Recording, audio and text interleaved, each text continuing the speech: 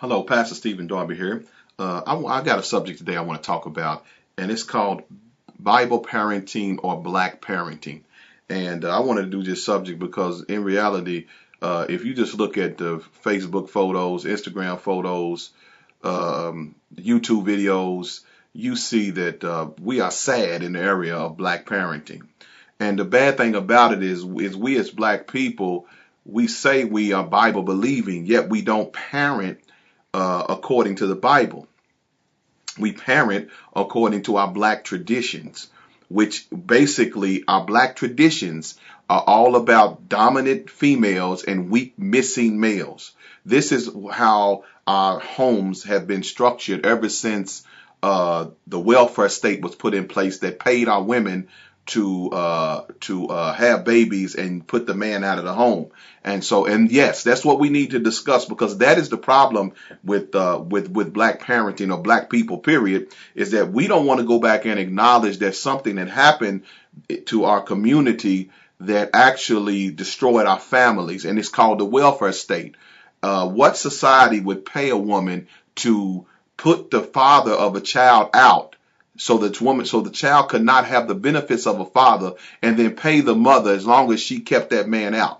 That is a twisted society, and that is the problem with our homes, and that's the problem. That's the main problem between black women and black men. When I go on YouTube, I see all these videos why black men won't date black women, and black men can't handle a strong black woman. And when I really look at it, I say that's the whole problem. Is that I don't think people understand that they're the origin of what really happened to us. That we were basically made to turn on each other. If me and you are, let's say we are in love and we have children and we're trying to live together, and somebody comes up and say, listen, man, I'll pay you for the rest of your life. If you get rid of this person, I'll pay you, and I'll make sure that you have everything you want and need.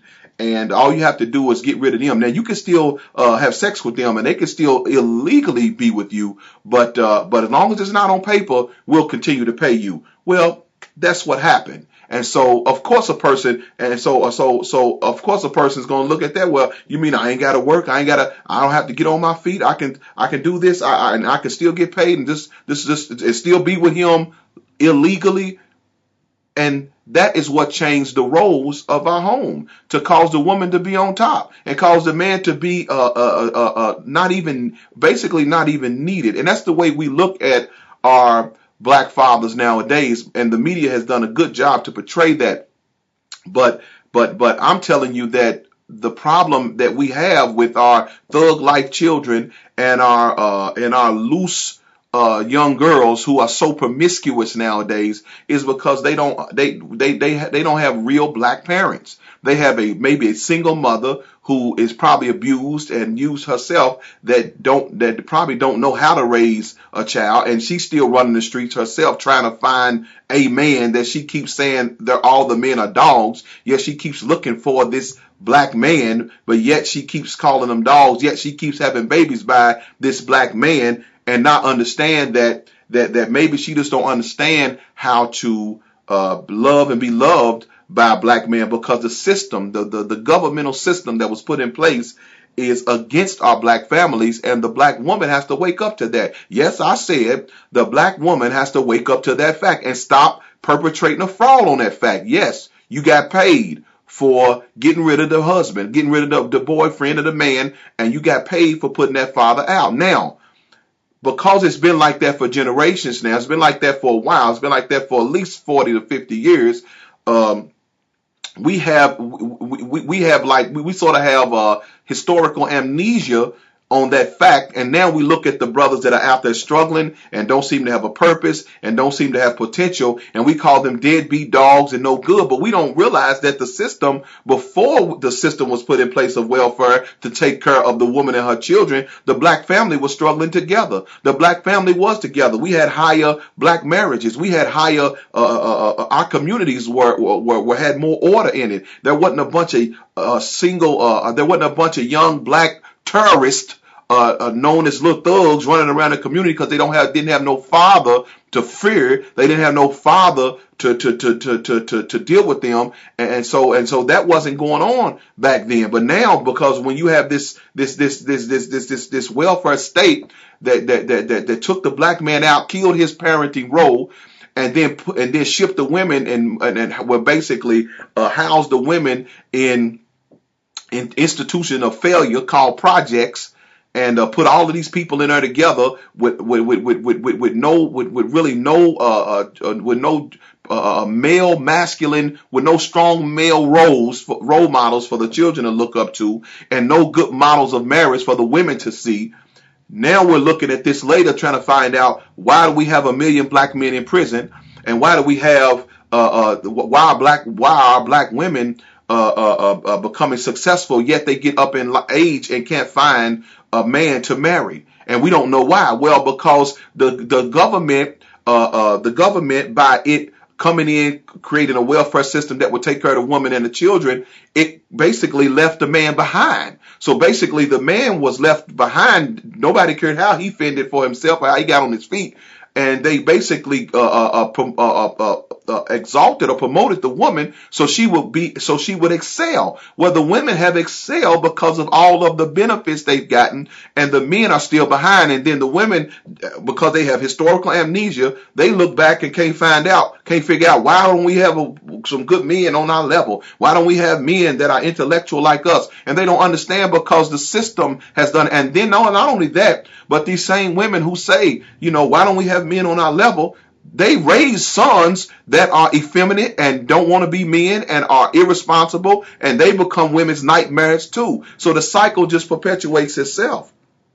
So the Bible says, raise up a child in the way he should go, and when he's older, he will not depart. Now that's the job of two parents, but it's mainly the job of a father. It's really speaking about a son, raising up a son in the way he should go.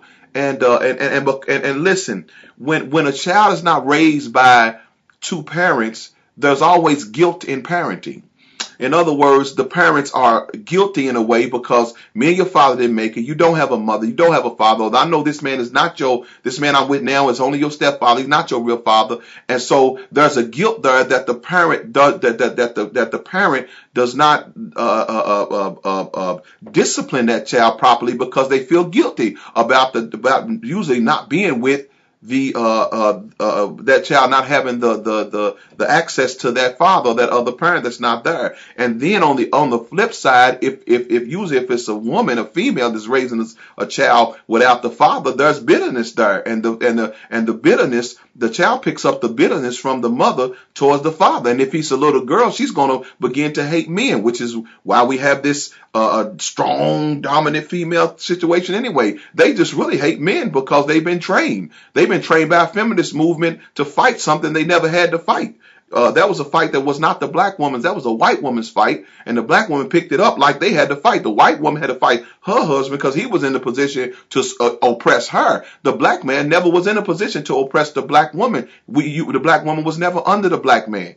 So therefore, the black woman just picked up the white feminist fight and started fighting against her man as if it made her man the enemy, not realizing that was not even her fight. Because before the welfare state, before they was paying women to have babies and get rid of men, the black man was revered and honored in his home, and the black family was strong. It was just after this 50 or 60 years of social engineering called the welfare state that we have developed this war of the sexes in the black race, where now we have all you got to do is go on YouTube and you'll see how there's so many videos with men on the one hand are mad at the black women on the other hand mad at the black man. But in reality, it's just because we don't have enough understanding to realize that we were engineered to hate one another. But anyway, let me get on with the rest of what I want to say. When the Bible says raise up a child in the way he should go, because we're talking about Bible parenting and black parenting, biblical parenting is strict. Biblical parenting is based upon discipline, based upon rules and regulations, okay?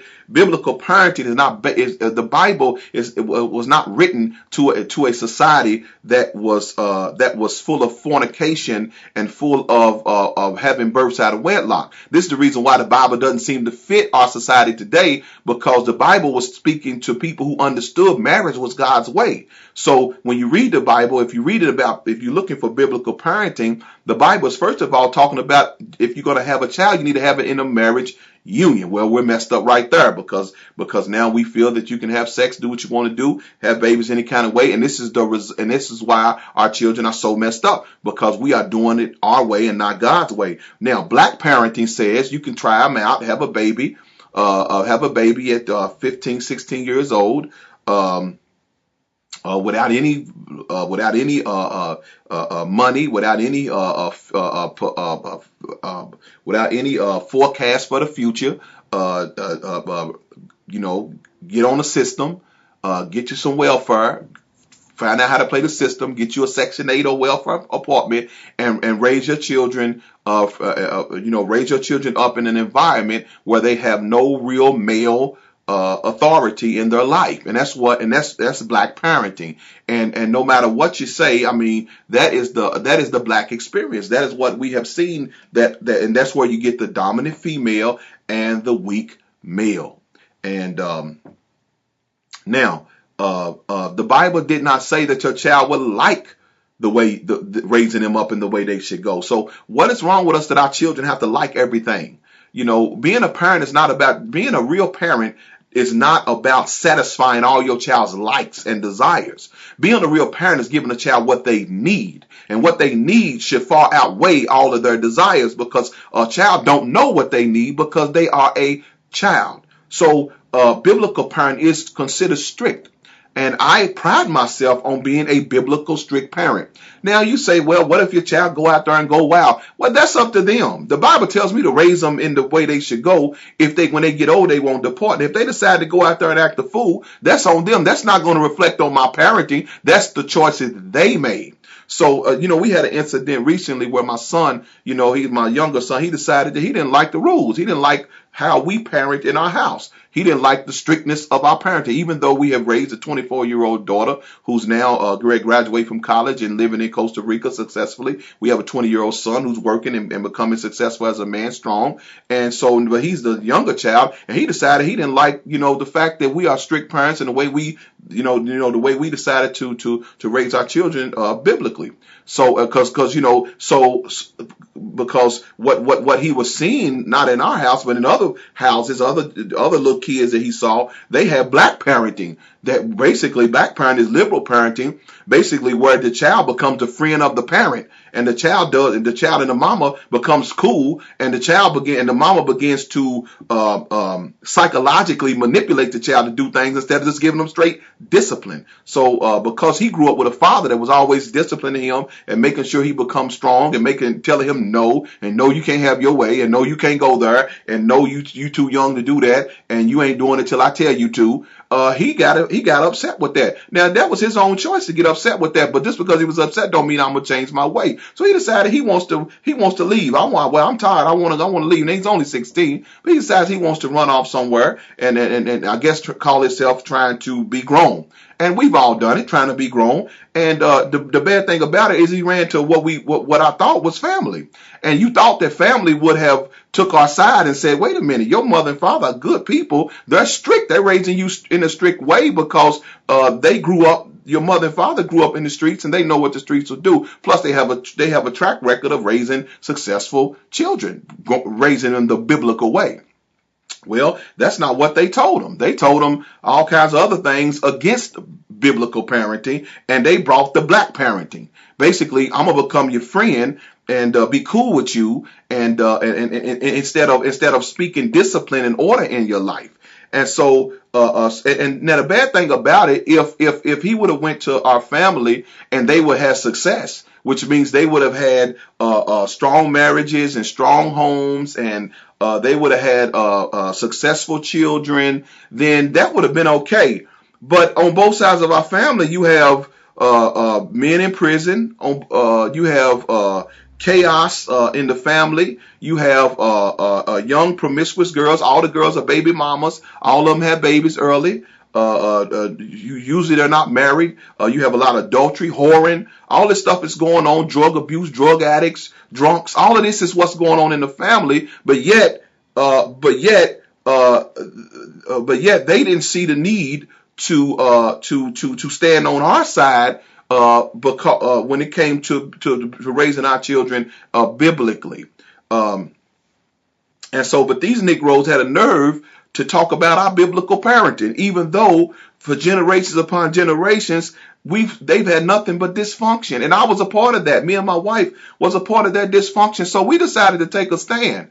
We decided to say, okay, we're not going to try to we're not going to play with mixed words or play games with that. We know that you're not for us and you're not for our parenting, and you don't like our biblical style of parenting, because that's what it is. So if we're strict, then you blame it on the Bible. Because if you Negroes that went to church truly believe the word, then y'all will be strict too. But y'all don't believe the word. Y'all just go to church playing around. But me and my wife decided we're going to live this word, because we understand what's at stake. We know that if we don't live this word, our children won't live the word. Our children will fall away and be out there in the streets acting a fool. And we decided that we're just going to be true. Plus, I want to go to heaven. So therefore, that's the reason why we do what we. That's the reason why we do what we do. So just because my son didn't like the upbringing, that don't mean that I'm wrong for bringing him up that way. Because the Bible says raise him up in the way he should go. It didn't say he would like being raised that way. It didn't say none of my kids would like being raised that way. But if a parent don't do what a child likes, a parent does what a child needs. So you raise your child and give them what they need, not what they like. Because when they get older, they're not going to respect you because you gave them everything they desired. They're going to respect you because you set boundaries in order that kept them safe when they wasn't smart enough to make right decisions. That's what being a parent is about. And so biblical parenting looks wrong now. Biblical parenting looks crazy almost, because people are so into liberal parenting, giving a child everything. You got 10-year-old children walking around with cell phones. You got not even knowing that all you did was gave your child a device for pornography. You got children that can stay out longer than the parents. You got children that the parents buy them everything to make them feel, because the parent don't know how to love them properly, because this black parenting don't love with affection and nurturing. The black parents only think money and giving material things to the child is the most important thing. So they'll go out and buy the child a $150 pair of shoes, but they won't put their arms around them and say they love them. So biblical parenting does not do that. Biblical parenting worries about the inside of the child. And black parenting focuses on the outside of the child, trying to buy the child's love and hoping and wishing the child does right, versus setting discipline and laws in their life so they will do. And so we have found that most children are not going to like being told no. They're not going to like a strict upbringing. But that don't mean we're wrong for doing that. So for all you biblical parents who decided, no, we're going to raise our children up in the way they should go, then we applaud you and we stand with you. And for all of those who want to continue the curses and the generational chaos and dysfunction of this black parenting, well, then, we don't have too much love for that. Because I know that only leads to prison, jail, baby daddies, welfare systems, all of these games that we've played all our life, and it seems like we should be tired of that by now. So yes, me and my wife, we have decided that we're going to stand now against all those who got a problem with our biblical parenting or our biblical lifestyle. If Jesus said, "Who is my mother, my brother, or my sister, but those that do the will of my Father?" So I'm not so much concerned with family. I'm worried about, are you doing the will of my Father which is in heaven? So the natural blood doesn't mean as much as those who are my spiritual kin, those who are doing the work of God. The Bible says those are your real blood. Those are your real family, because your natural family will never understand. Because Jesus said, do not think that I come to bring peace on the earth but a sword. Your enemies will be those of your own house. So your own household will be your enemies. The Bible says father will be divided against sons, mother against daughter. So that means that Jesus said, when you start really following me and doing my will, then your family is going to be your problem. They're going to be the ones that go tell you raising your children wrong. They're going to be the ones say you done gone crazy. They're going to be the ones say you're too strict, because you're breaking that black curse. You're breaking that generational cycle of chaos and dysfunction. And so they don't like it because they want to keep everybody in the pot. So don't expect, when you start doing things the biblical way, for your people to be on your side. You'll always find somebody is going to jump up with some resistance. And we found that out just to be true for the last maybe 17 years. Me and my wife have found out no matter what we did, people hated us just because we decided we're not going to be the niggas we used to be. And I said niggas. Y'all be blessed.